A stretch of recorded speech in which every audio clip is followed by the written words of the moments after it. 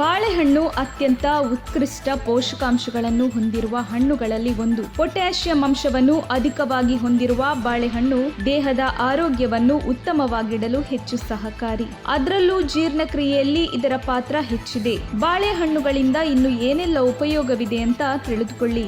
ಬಾಳೆಹಣ್ಣಿನಲ್ಲಿರುವ ಅಂಶ ಮಾನಸಿಕ ಆರೋಗ್ಯ ಕಾಪಾಡಲು ಸಹಕಾರಿ. ಮೆದುಳಿನಲ್ಲಿರುವ ಸೆರೋಟೋನಿನ್ ಅಂಶ ಕಡಿಮೆಯಾದಲ್ಲಿ ಒತ್ತಡಕ್ಕೆ ಒಳಗಾಗುತ್ತೇವೆ. ಬಾಳೆಹಣ್ಣು ಮೆದುಳಿಗೆ ಅಗತ್ಯವಾದ ಸೆರೋಟೋನಿನ್ ಕಡಿಮೆಯಾಗದಂತೆ ನೋಡಿಕೊಳ್ಳುತ್ತದೆ. ತೂಕ ಇಳಿಸಲು ಇಚ್ಛೆ ಪಡುವವರು ಬಾಳೆಹಣ್ಣು ತಿನ್ನಬಹುದು. ಸ್ನ್ಯಾಕ್ ಆಗಿ ಬಾಳೆಹಣ್ಣು ಅತ್ಯಂತ ಆರೋಗ್ಯಕರ ಆಹಾರವಾಗಿದೆ.